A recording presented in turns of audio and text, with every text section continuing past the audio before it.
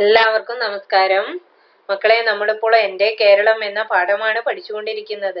ഓർമ്മയുണ്ടല്ലോ?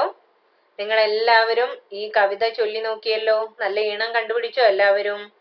നല്ല ഒരു കവിതയല്ലേ ഇത്? നമ്മുടെ കേരളത്തിന്റെ ഭംഗി ആസ്വദിച്ചുകൊണ്ട് നമുക്ക് പാടാൻ പറ്റുന്ന ഒരു കവിതയാണ്. ആരാണ് ഈ കവിത എഴുതിയത്? ഗോപാലകൃഷ്ണൻ കോലഴി. അപ്പോൾ ഈ കഴിഞ്ഞ ക്ലാസ്സിൽ തന്ന വർക്കൊക്കെ നിങ്ങൾ ചെയ്തോ മക്കളെ?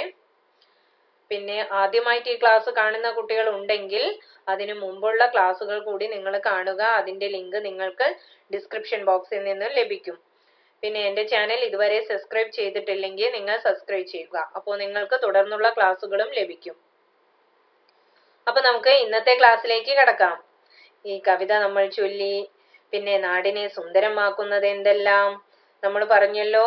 തോട്, കായൽ, പുഴ, പിന്നെ അരുവികൾ, കടൽ, കാടുകൾ, പൂക്കളുകൾ, എന്തെല്ലാം കാര്യങ്ങൾ പറഞ്ഞു നമ്മള്.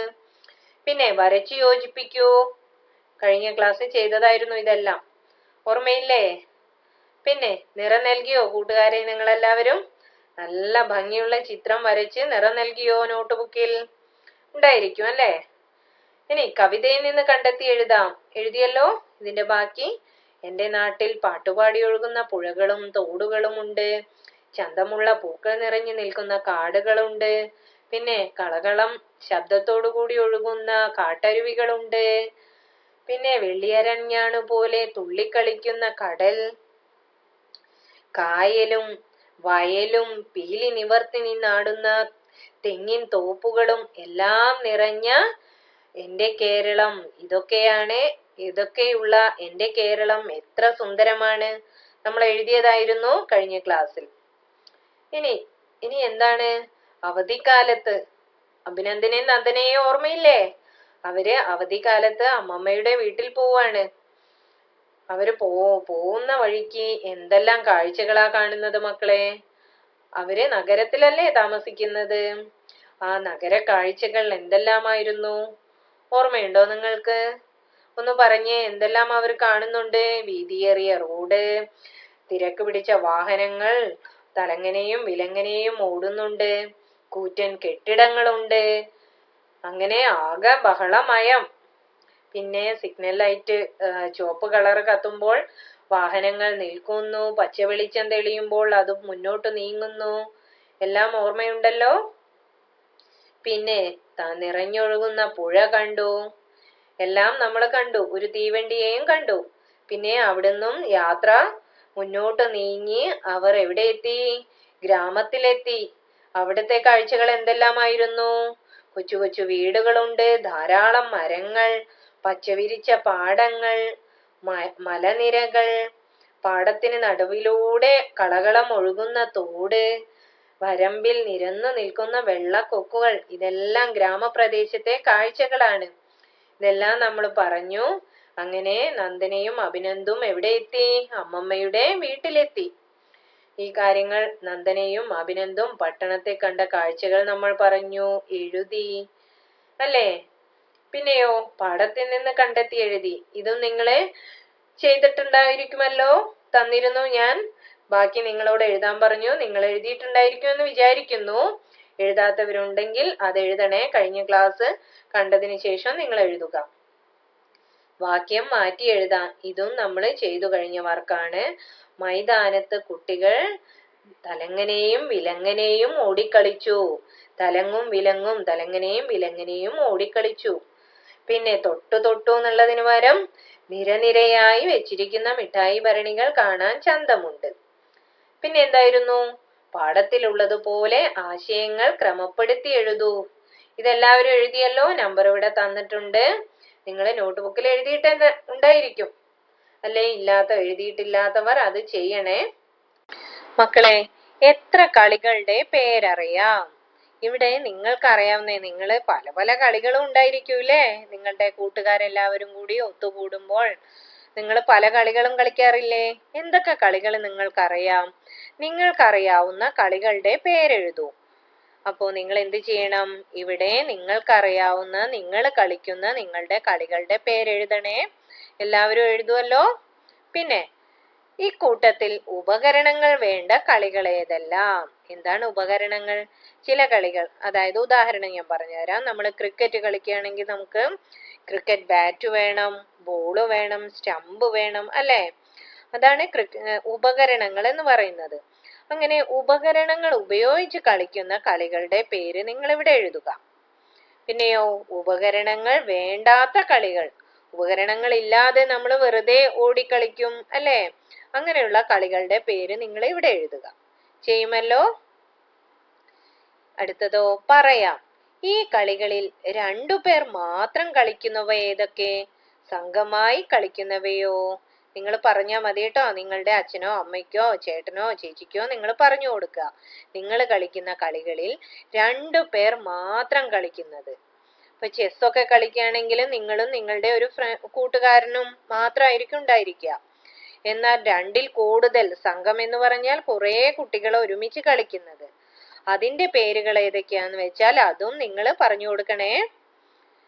എനിക്കിഷ്ടപ്പെട്ട കളി, നിങ്ങൾക്ക് ഇഷ്ടപ്പെട്ട ഒരു കളിയെ കുറിച്ച് വിവരണം എഴുതൂ.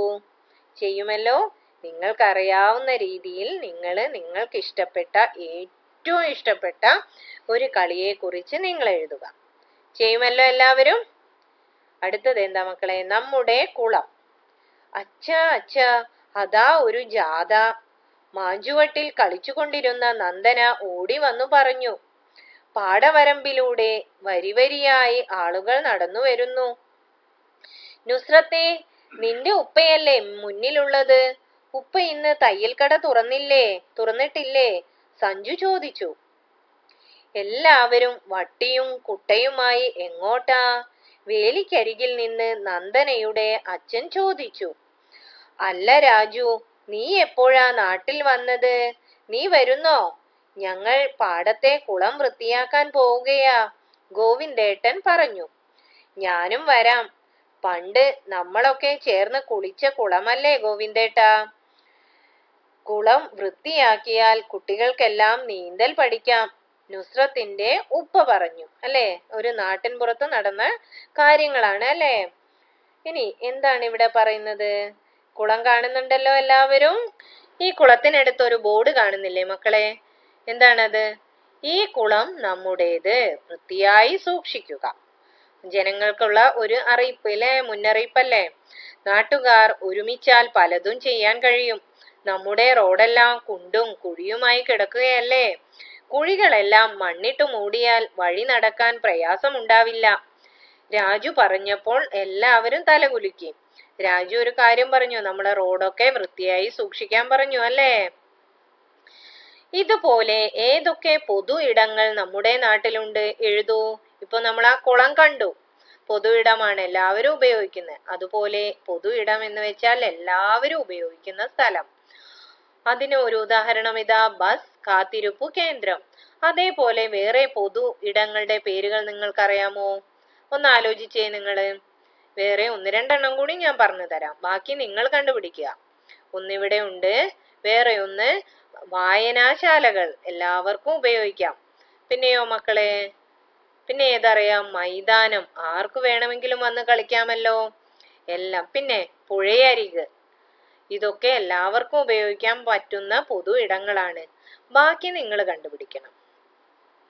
ഇനി ഇവിടെ 2 ചോദ്യങ്ങളും തന്നിട്ടുണ്ട്. കുളത്തിന്റെ കരയിൽ വെച്ച ബോർഡ് കണ്ടില്ലേ? ഇത്തരം ബോർഡുകൾ മറ്റെവിടെയൊക്കെ സ്ഥാപിക്കാം? നമ്മളിപ്പോ പറഞ്ഞല്ലോ.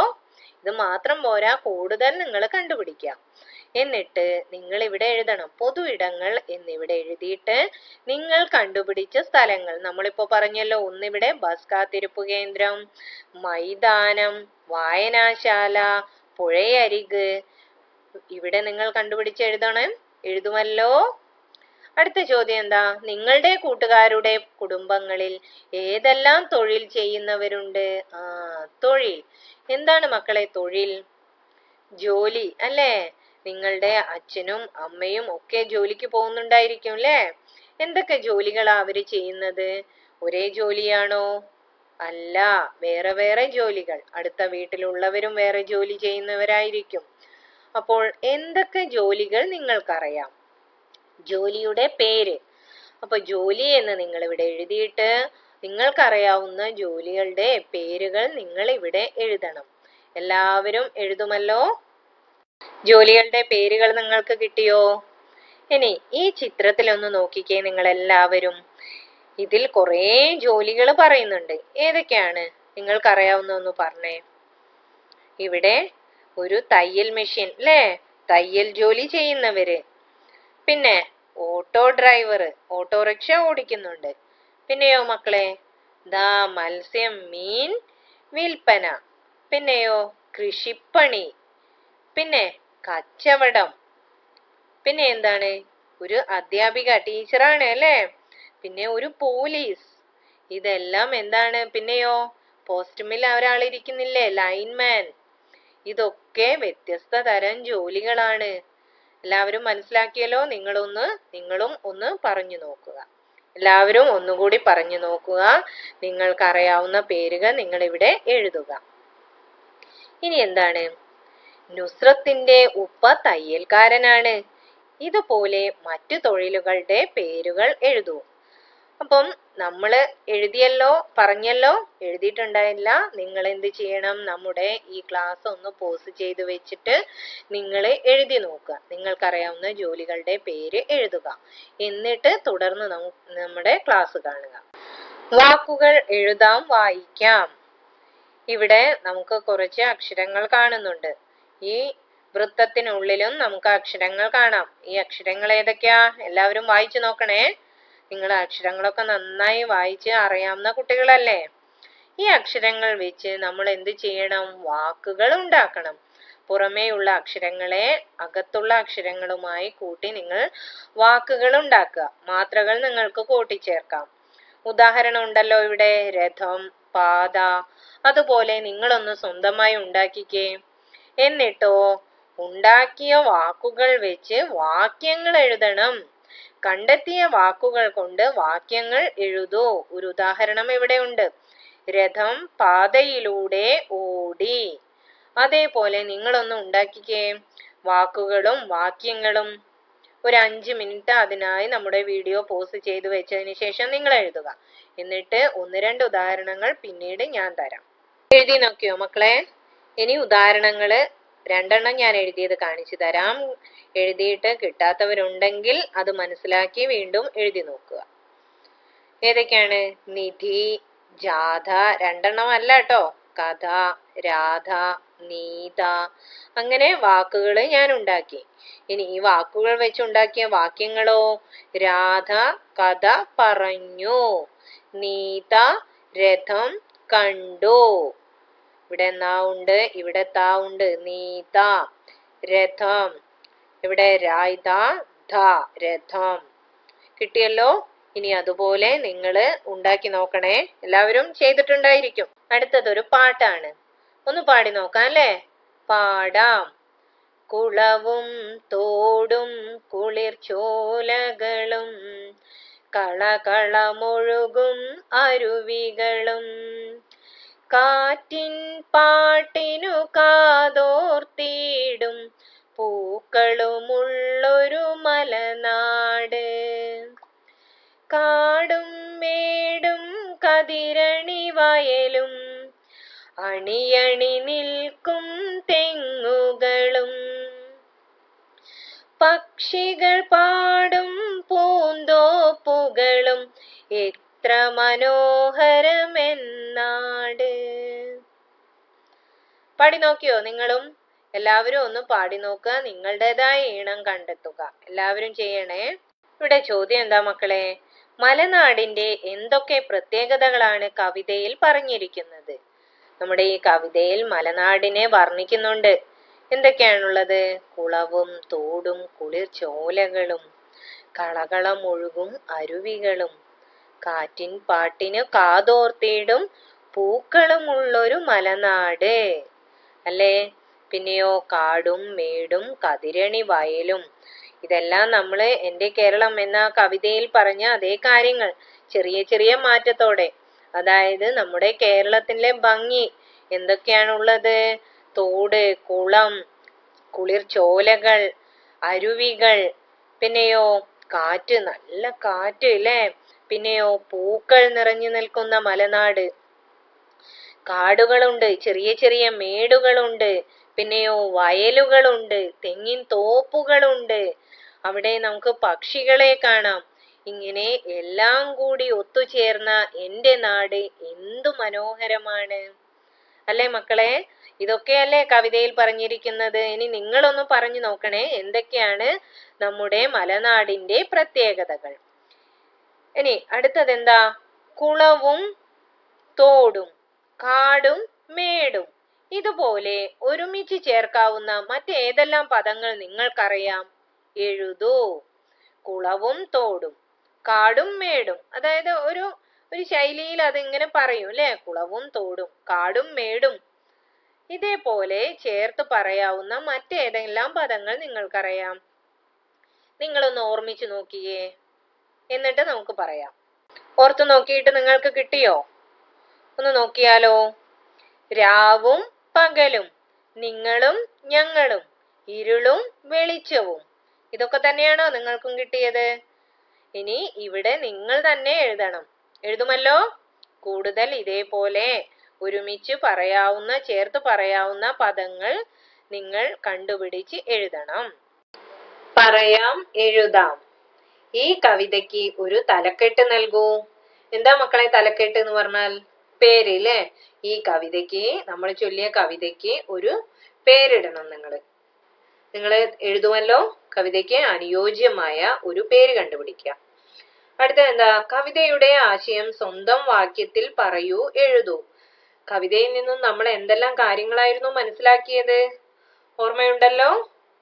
പല കാര്യങ്ങളും മനസ്സിലാക്കിയില്ലേ? അതായത് നമ്മുടെ കേരളത്തിന്റെ ഭംഗി തന്നെയാണ് അതിലും വർണ്ണിക്കുന്നത്. ആ കാര്യങ്ങൾ നിങ്ങളുടെ സ്വന്തം വാക്യത്തിൽ ഒന്ന് പറഞ്ഞു നോക്കുക. അതിനുശേഷം നിങ്ങൾ ഇവിടെ എഴുതണം. എല്ലാ കുട്ടികളും എഴുതണേ. നല്ല വൃത്തിയിൽ ഭംഗിയായി എഴുതുക. ഇനി അടുത്തത് എന്താ? വീട് നിർമ്മാണവുമായി ബന്ധപ്പെട്ട തൊഴിലുകൾ ഏതൊക്കെ?